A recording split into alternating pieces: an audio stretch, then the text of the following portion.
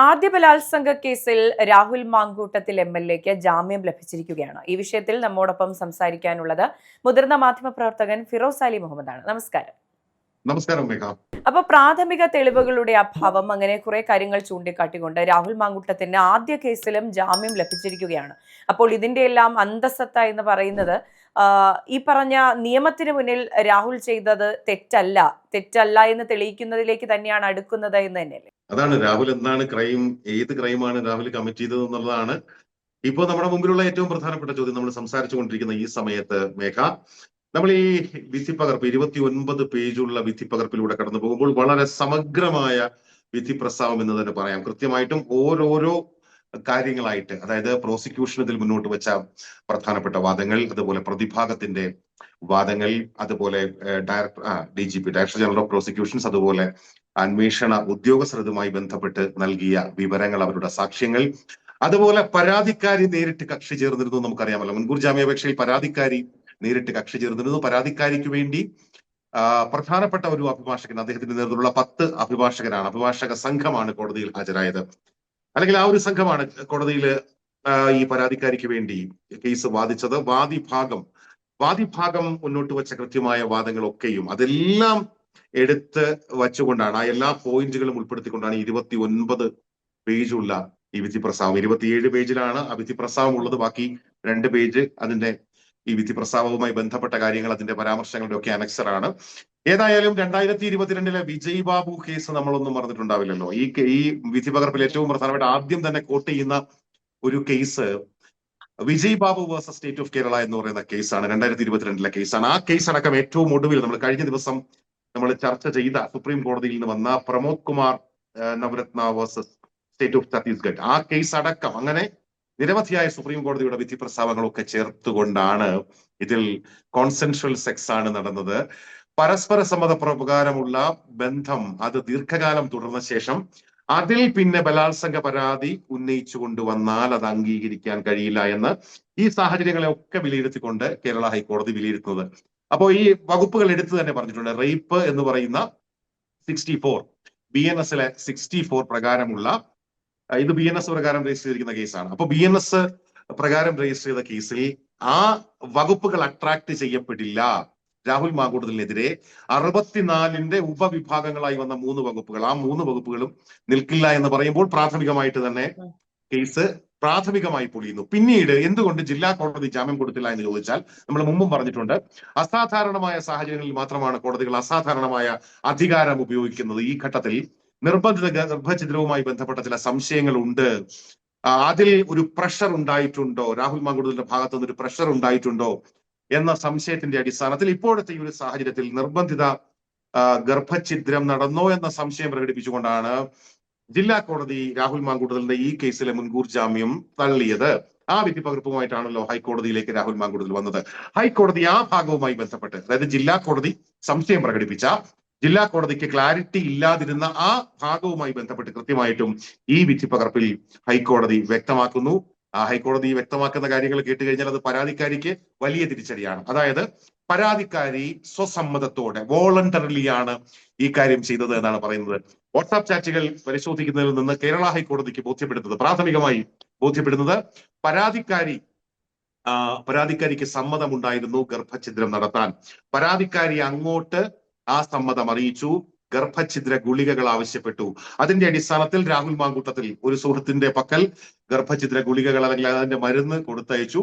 ആ മരുന്ന് പരാതിക്കാരി പോയി വാങ്ങി, പരാതിക്കാരി സ്വയം കഴിച്ച് പരാതിക്കാരി ഗർഭഛിദ്രം നടത്തിയെന്ന് വ്യക്തമായി. പക്ഷേ നമ്മൾ ഇതിന്റെ ഓഡിയോ ക്ലിപ്പുകൾ റിപ്പോർട്ടർ ചാനൽ വഴി നമ്മൾ കേട്ടിരുന്നു. റിപ്പോർട്ടർ ചാനലാണെന്നാണ് എന്റെ ഓർമ്മ. അപ്പോൾ അതിനുള്ളിൽ ആ കുട്ടി അബോർഷന് താല്പര്യമില്ല എന്നറിയിക്കുന്ന തരത്തിലുള്ള ഓഡിയോ ആയിരുന്നു നമ്മൾ കേട്ടത്. പക്ഷെ അതൊന്നും കോടതിക്ക് മുന്നിൽ വിലപ്പോയില്ല എന്നാണോ? നമ്മൾ പൊതുവെ പറയാറുണ്ട്, ഈ ദൃശ്യമാധ്യമങ്ങളുമായി ബന്ധപ്പെട്ട് തന്നെ പറയാറുണ്ട്, ഈ ക്യാമറ കള്ളം പറയില്ല എന്നാണ് നമ്മൾ വിചാരിക്കുന്നത്. ഞാൻ ഒരു ക്യാമറ എടുത്തു വെച്ചിട്ട് മേഘയെ ഷൂട്ട് ചെയ്യുമ്പോൾ സ്വാഭാവികമായിട്ടും മേഘയുടെ മുഖത്ത് വരുന്ന ഭാവങ്ങൾ, മേഘ പറയുന്ന കാര്യങ്ങൾ, അതൊക്കെ കൃത്യമായിട്ടും റെക്കോർഡ് ചെയ്യപ്പെടും. അപ്പൊ അങ്ങനെ വരുമ്പോ ഒരിക്കലും ക്യാമറ കള്ളം പറയില്ലല്ലോ, സത്യം മാത്രമേ പറയൂ. പക്ഷേ ക്യാമറ കള്ളം പറയില്ലായിരിക്കും. പക്ഷെ ഞാൻ അത് ഷൂട്ട് ചെയ്തിട്ട് എനിക്ക് ആവശ്യമുള്ളത് മാത്രം കട്ട് ചെയ്ത് ആൾക്കാരെ കാണിച്ചു കഴിഞ്ഞാൽ ക്യാമറ സത്യം ഒഴിവാക്കിക്കൊണ്ട് സമർത്ഥമായി കള്ളം പറയും എന്ന് നമുക്ക് പറയാം. അപ്പൊ അതുപോലെ ഇത്തരം ചാനലുകളുടെ ഇപ്പോ എടുത്തു പറഞ്ഞ ഒരു പേരുണ്ടല്ലോ, ഒരു റിപ്പോർട്ടർ ചാനൽ, ഈ ചാനലുകളടക്കമുള്ളവർ എന്താണ് കേൾപ്പിച്ചത്, ജനങ്ങളെ എന്താണ് കേൾപ്പിച്ചത്? അവർക്ക് കേൾപ്പിക്കാൻ താല്പര്യമുള്ള കാര്യങ്ങൾ മാത്രമാണ് കേൾപ്പിച്ചത്. നമ്മളൊരു വാർത്ത കൊടുത്തിട്ട് ആ വാർത്തയെ സപ്പോർട്ട് ചെയ്യാൻ വേണ്ടിയുള്ള ഡോക്യുമെന്റ്സ് കൊടുക്കുമ്പോൾ സ്വാഭാവികമായിട്ടും ബുദ്ധിപരമായിട്ട് അത് ജനങ്ങളുടെ മനസ്സിൽ കയറുന്ന തരത്തിൽ എന്താണോ ജനങ്ങൾ കേൾക്കേണ്ടത്, എന്താണോ ജനങ്ങളെ തങ്ങൾക്ക് അറിയിക്കാൻ താല്പര്യമുള്ളത് അത് മാത്രം കൊടുത്താൽ മതി. അങ്ങനെയാണ് ചാനലുകൾ കള്ളം പറയുന്നത്. രാഹുൽ മാങ്കൂട്ടത്തിൽ കേസിൽ ഈ ശബ്ദരേഖ പുറത്തുവിട്ട ചാനലുകളൊക്കെ അതിന്റെ ശബ്ദരേഖ ആവട്ടെ, ചാറ്റ് ആവട്ടെ, ഫുൾ ടെക്സ്റ്റ് കൊടുത്തിട്ടൊന്നുമില്ല. അതെല്ലാം അവർ തന്നെ പറയുന്ന പ്രകാരം എഡിറ്റഡ് ആണ്. അവർ തന്നെ പറയുന്ന പ്രകാരം അവരുടെ സൗകര്യത്തിന് വേണ്ടി അവർ എഡിറ്റ് ചെയ്ത് പുറത്തേക്ക് വിട്ടതാണ്. അപ്പൊ ഈ യഥാർത്ഥത്തിൽ ഈ കയ്യിലുണ്ട് എന്ന് പറയുന്ന തെളിവുകൾ ഇപ്പോൾ അന്വേഷണ സംഘം ഇങ്ങനെയുള്ള വകുപ്പുകളെല്ലാം കൂടെ എഴുതി ചേർക്കുമ്പോൾ അവർ വിചാരിക്കുന്നത് ഈ വകുപ്പുകളൊക്കെ അട്രാക്ട് ചെയ്യപ്പെടും എന്നാണല്ലോ. പക്ഷേ ഈ ഗുരുതരമായ വകുപ്പുകളൊന്നും ഈ രാഹുൽ മാങ്കൂട്ടത്തിനെതിരായി അട്രാക്ട് ചെയ്യപ്പെടില്ല, നിലനിൽക്കില്ല എന്നാണ് ഹൈക്കോടതി പറയുന്നത്. ഈ പറയപ്പെടുന്ന ചാറ്റുകൾ കോടതിയുടെ മുമ്പിലുണ്ട്. ചാറ്റുകളുടെ അടിസ്ഥാനത്തിൽ എന്ന് എടുത്തു പറയുന്നു.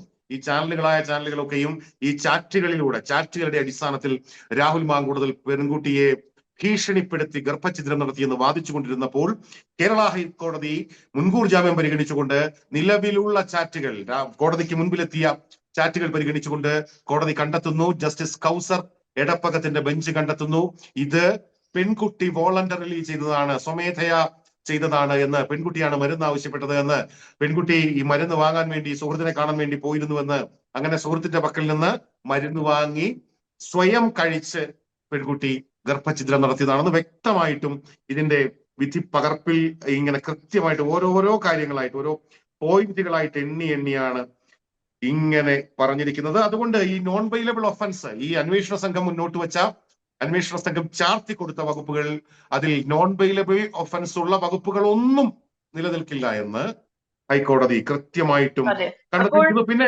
ഹൈക്കോടതി ചോദിക്കുന്ന പ്രധാനപ്പെട്ട ഒരു ചോദ്യം കൂടി ഉണ്ട്. അത് നമുക്ക് വിടാൻ പറ്റില്ല, ഒട്ടും ചെറുതായി കാണാനും പറ്റില്ല. അതായത് ഈ ബലാത്സംഗം, അതിക്രൂരമായ ബലാത്സംഗം, പിന്നെ ശരീരത്തെ കടിച്ച് മുറിവേൽപ്പിക്കുന്നു, അതുപോലെ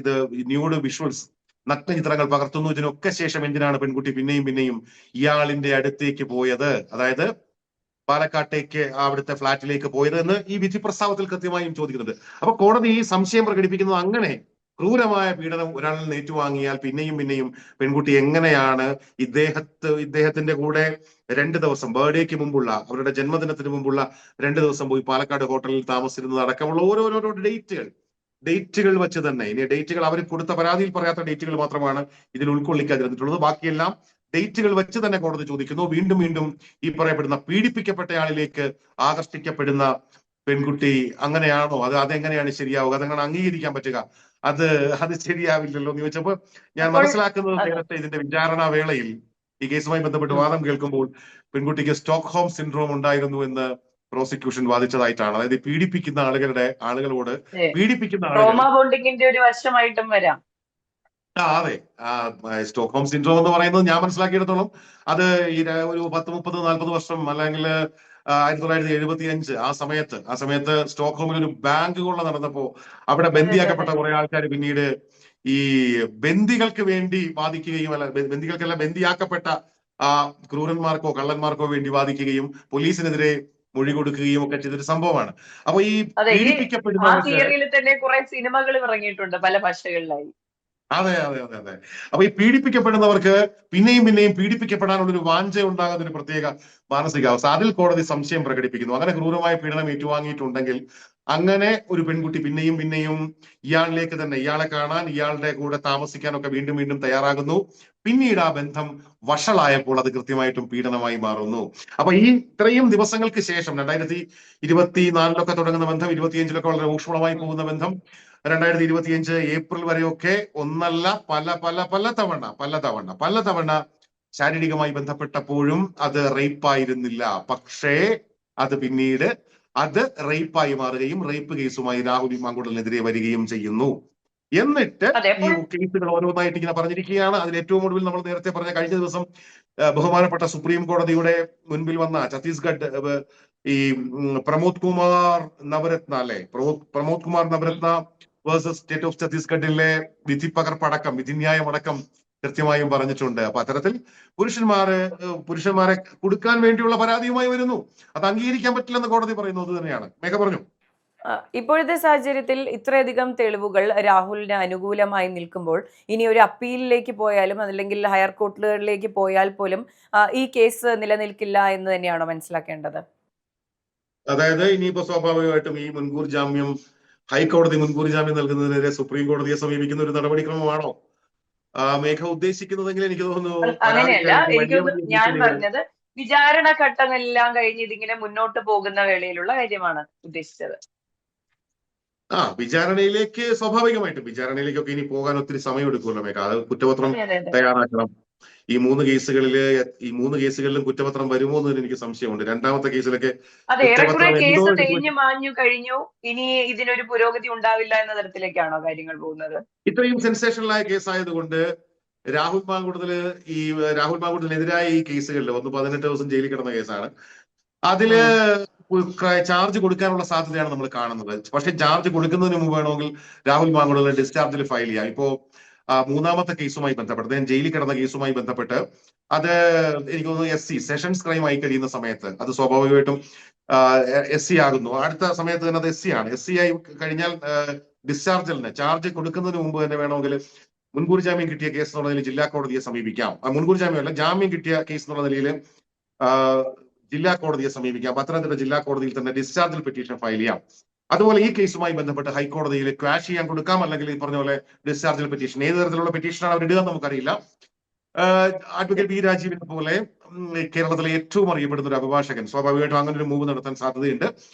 അങ്ങനെ പിന്നീട് വേണമെങ്കിൽ രാഹുലിന് ഈ അന്വേഷണ സംഘത്തിനും മലീഷ്യസ് പ്രോസിക്യൂഷനും ഒക്കെ എതിരെ വേണമെങ്കിൽ കേസിന് പോവുകയൊക്കെ ചെയ്യാവുന്ന, മാനനഷ്ട കേസൊക്കെ ആയിട്ട് മുന്നോട്ട് പോകാൻ പറ്റുന്ന തരത്തിലുള്ള വകുപ്പുകളെല്ലാം ഉണ്ട്. അതല്ലെങ്കിൽ ഇപ്പൊ ഇതുമായി ബന്ധപ്പെട്ട് ഇനി വേണമെങ്കിൽ ഈ സുപ്രീം കോടതിയിലേക്ക് പോകാം. അപ്പൊ ഏത് കേസുമായി ബന്ധപ്പെട്ടായാലും നമുക്ക് ഹൈക്കോടതിയിൽ നിന്ന് നീതി കിട്ടുന്നില്ല എന്ന് തോന്നുന്ന ആളിനെ സമീപിക്കാൻ വേണ്ടിയാണ് സുപ്രീം കോടതി, പരമോന്നത നീതിപീഠം അവിടെ ഇരിക്കുന്നത്. പക്ഷെ ഇങ്ങനെ ഒരു കേസിൽ സുപ്രീം കോടതിയിലേക്ക് പോയാലും സുപ്രീം കോടതിയിൽ നിന്ന് എനിക്ക് തോന്നുന്നത് ഈ പരാതിക്കാരിക്ക് എതിരായി നമ്മൾ കഴിഞ്ഞ ദിവസം ഈ പ്രമോദ് കുമാർ നവരത്ന കേസിൽ കണ്ടതുപോലെ അതിരൂക്ഷമായ വിമർശനങ്ങൾ ഉണ്ടാകാനുള്ള സാധ്യതയുണ്ട്. അപ്പൊ ആ കേസ് വലിയ ചർച്ചയായി, രാജ്യത്തെമ്പാടും ചർച്ചയായ കേസാണെന്ന് നമുക്കറിയാം.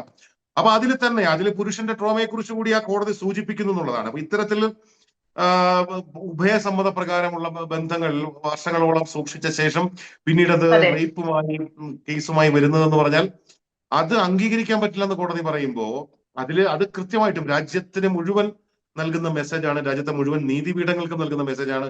എനിക്ക് തോന്നുന്നു രാജ്യത്തെ മുഴുവൻ പോലീസിനും നൽകുന്ന ഒരു മെസ്സേജ് കൂടിയുണ്ട്. അത്തരം കേസുകൾ കൈകാര്യം ചെയ്യുമ്പോൾ വളരെ ഗൗരവതരമായും സൂക്ഷ്മമായും കാര്യങ്ങൾ വിശകലനം ചെയ്തും പഠിച്ചും കൈകാര്യം ചെയ്യണം എന്ന് തന്നെയാണ് അതുമായി ബന്ധപ്പെട്ട് സുപ്രീം കോടതി പറഞ്ഞിട്ടുള്ളത്. അപ്പോൾ ഹൈക്കോടതിയും അത് തന്നെ. ഹൈക്കോടതിക്ക് ഇനിയിപ്പോ സുപ്രീം കോടതി ഒരു കാര്യം പറഞ്ഞു വെച്ചിരിക്കുമ്പോൾ അതിനകത്ത് അതിന്റെ മുകളിലൊന്നും ഹൈക്കോടതിക്ക് പറയാനുണ്ടാവില്ല ഇത്തരം കേസുകളിൽ. ഇപ്പൊ കഴിഞ്ഞ ദിവസം പറഞ്ഞ കാര്യം പുതിയ കാര്യമല്ല. അതിനു മുമ്പും പല കേസുകളിലും സുപ്രീം കോടതി സമാനമായ വിധിന്യായങ്ങൾ തന്നെ നൽകിയിട്ടുണ്ട്, വിധി പ്രസ്താവം തന്നെ നടത്തിയിട്ടുണ്ട്. അത്തരം വിധി പ്രസ്താവങ്ങളൊക്കെയും എണ്ണി ഈ വിധി പകർപ്പിലും, ഹൈക്കോടതിയുടെ ഈ വിധി പകർപ്പിലും പറഞ്ഞിട്ടുണ്ട്.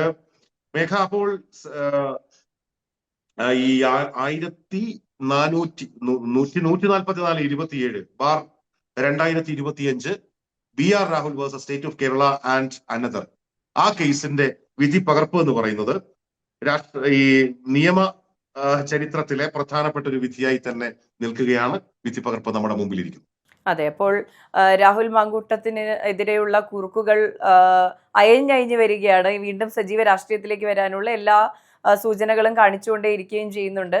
എന്ത് തന്നെയായാലും എനിക്ക് തോന്നുന്നു ഒരുപറ്റം അമ്മമാരെല്ലാം ആഗ്രഹിച്ചതുപോലെ രാഹുൽ തിരികെ വരികയാണ്, കുറ്റവിമുക്തനാകുന്നതിലേക്കുള്ള പടികൾ ചവിട്ടുകയാണെന്ന് തന്നെയാണ് ഇപ്പോൾ മനസ്സിലാക്കേണ്ടത്. കേരളത്തിലെ അമ്മമാർക്ക് ചോദിക്കാനുള്ള ഏറ്റവും ലളിതമായിട്ട് ചോദ്യമുള്ളൂ, എന്താണ് ഇനി രാഹുൽ ചെയ്ത ക്രൈം എന്നാണ് നിങ്ങൾ പറയുന്നത്? ഈ 3 കേസുകളിലും ജാമ്യം ഉണ്ട്. അതിൽ 2 കേസുകളിലും മുൻകൂർ ജാമ്യമാണ്. ഒരു കേസിൽ ജില്ലാ കോടതിയിൽ നിന്ന് മുൻകൂർ ജാമ്യം, രണ്ടാമത്തെ കേസിൽ ഹൈക്കോടതിയിൽ നിന്ന് മുൻകൂർ ജാമ്യം. മറ്റൊരു കേസിൽ വളരെ രഹസ്യമായിട്ട് അദ്ദേഹത്തെ അറസ്റ്റ് ചെയ്തത്, അതായത് പാലക്കാട് ഒരു പാതിരാത്രിയിൽ പോയിട്ട് അദ്ദേഹം കിടന്നുറങ്ങുന്ന സമയത്ത് ഹോട്ടലിൽ റൂം തള്ളി തുറന്ന് അതിനെ പിടിച്ചുകൊണ്ടുപോയി 18 ദിവസം ജയിലിലിട്ടു. അദ്ദേഹത്തിനെ നാട്ടുകാരെ കൊണ്ട് ചീമുട്ടേറിയിപ്പിച്ചു. അദ്ദേഹത്തിനെ പരിഹാസ്യ കഥാപാത്രമായിട്ട് പലയിടങ്ങളിലും കൊണ്ടു നടന്നു. ഇതൊക്കെ ചെയ്തല്ലോ. ഇതൊക്കെ ചെയ്തു കഴിഞ്ഞിട്ട് ഇനി പിണറായി വിജയനോടും സംസ്ഥാന സർക്കാരിനോടും കേരള പോലീസിനോടും ഇവിടുത്തെ ഈ ബാക്കി സംവിധാനങ്ങളോടും കോൺഗ്രസിനോടും, വിശിഷ്യ കോൺഗ്രസ് പാർട്ടിയോടും, കേരളത്തിലെ അമ്മമാർക്ക്, കേരളത്തിലെ നിഷ്പക്ഷരായ കുറേയധികം മനുഷ്യർക്ക് ചോദിക്കാനുള്ള ചോദ്യം, രാഹുൽ മാങ്കൂട്ടത്തിന് എതിരായിട്ട് ചുമത്തപ്പെട്ട ഈ വകുപ്പുകളൊന്നും അട്രാക്ട് ചെയ്യുന്നില്ല എന്നുള്ളത് കൊണ്ടാണല്ലോ അദ്ദേഹത്തിന് ഈ 3 കേസുകളിൽ നിന്നും ജാമ്യം കിട്ടുന്നത്. കേസ് അവസാനിച്ചു എന്നാരും പറയുന്നില്ല. കേസ് അതെല്ലാം ടെക്നിക്കൽ, സാങ്കേതികമാണ്. കേസ് രജിസ്റ്റർ ചെയ്ത് കഴിഞ്ഞാൽ അത് ഇനി നിയമപരമായിട്ട് തന്നെ മാത്രമാണ് രാഹുൽ അതിൽ നിന്ന് ഊരിപ്പോകാൻ പറ്റുക. അത് ഈ കേസ് FIR ക്വാഷ് ചെയ്യുക, അല്ലെങ്കിൽ ഡിസ്ചാർജ് പെറ്റീഷൻ കൊടുക്കുക അടക്കമുള്ള നിയമപരമായ വഴികൾ രാഹുലിന്റെ മുമ്പിൽ ഉണ്ട്. അതിന്റെ അർത്ഥം കേസ് തീർന്നു എന്നല്ല. അങ്ങനെ രാഹുലിന് മുന്നോട്ട് പോകാം. അന്വേഷണ സംഘത്തിന്റെ വഴിയിലൂടെ ഈ കേസ് അന്വേഷിച്ച് കുറ്റപത്രം നൽകി അങ്ങനെ ഉള്ള കാര്യങ്ങളുമായിട്ടും മുന്നോട്ട് പോകാം. പക്ഷെ നിലവിൽ പ്രൈമാ ഫേസ് നമ്മൾ പറയുന്ന പോലെ പ്രഥമ ദൃഷ്ടിയ കേരളത്തിന്റെ മനസാക്ഷിയിൽ, ജനങ്ങളുടെ മുൻപിൽ രാഹുൽ മാങ്കൂട്ടത്തിൽ ഏത് ക്രൈം ചെയ്തു എന്നാണ്? റേപ്പ് ചെയ്തു എന്നാണോ, അല്ലെങ്കിൽ നിർബന്ധ ഗർഭചിത്രം നടത്തിയതാണോ, അല്ലെങ്കിൽ എന്താണ്, ഒരു പെൺകുട്ടിയെ തട്ടിക്കൊണ്ടുപോയി എന്നാണോ, അല്ലെങ്കിൽ ഈ ശരീരം കടിച്ചു മുറിച്ചു എന്നുള്ളതാണോ? എന്താണ് രാഹുൽ മാങ്കൂട്ടത്തിൽ ചെയ്ത ഈ ഹീനിയസ് ക്രൈം എന്നോ അല്ലെങ്കിൽ ഗ്രേവ്, ആ ഒരു അതിന്റെ ഒരു വെറാസിറ്റി, അത് നമുക്കൊരു സാധാരണഗതിയിൽ ഗ്രാവിറ്റി, ആ കേസിന്റെ ഗ്രാവിറ്റി, ആ ഗ്രാവിറ്റി പരിഗണിക്കുമ്പോ ഏത് തരത്തിലുള്ള ക്രൈമാണ് രാഹുൽ മാങ്കൂട്ടത്തിൽ ചെയ്തത്? രാഹുൽ മാങ്കൂട്ടത്തിൽ ഒരു ക്രിമിനൽ ആണെന്ന് ഏതെങ്കിലും കോടതി പറഞ്ഞോ? അതടക്കമുള്ള ചോദ്യങ്ങൾ സ്വാഭാവികമായും കോൺഗ്രസിന് നേർക്കുവരെ വരികയും, എന്തിന് രാഹുൽ മാങ്കൂട്ടത്തിന് സ്ഥാനാർത്ഥിത്വം നിഷേധിക്കുന്നുവെന്ന്, എന്തിന് രാഹുലിനെ പാർട്ടിയിൽ നിന്ന് പുറത്താക്കിയെന്ന്, ഇപ്പോഴും അയാളെ എന്തിന് പാർട്ടിയിൽ നിന്ന് പുറത്ത് നിർത്തിയിരിക്കുന്നുവെന്ന്, എന്തുകൊണ്ട് അദ്ദേഹത്തിന് സീറ്റ് നിഷേധിക്കുന്നുവെങ്കിൽ നിഷേധിക്കുന്നു അടക്കമുള്ള ഒരുപാട് ചോദ്യങ്ങൾക്ക് സ്വാഭാവികമായിട്ടും കോൺഗ്രസ് അടക്കം രാഷ്ട്രീയ എതിരാളികളൊക്കെയും ഉത്തരം പറയേണ്ടി വരുമേക്കാം. അതെ, ഇപ്പോൾ രാഹുലിനെ ഇഷ്ടപ്പെടുന്ന പലരുടെയും ചോദ്യം തന്നെയാണ് ഇതിനെല്ലാം ഉത്തരം പറയേണ്ട ഒരു ഉത്തരവാദിത്തം എല്ലാവർക്കും ഉണ്ട് എന്ന് തന്നെയാണ്. എന്തായാലും ചർച്ചയിൽ പങ്കെടുത്തതിന് നന്ദി. ഓക്കെ, വീണ്ടും ഇരിക്കാം. Thank you.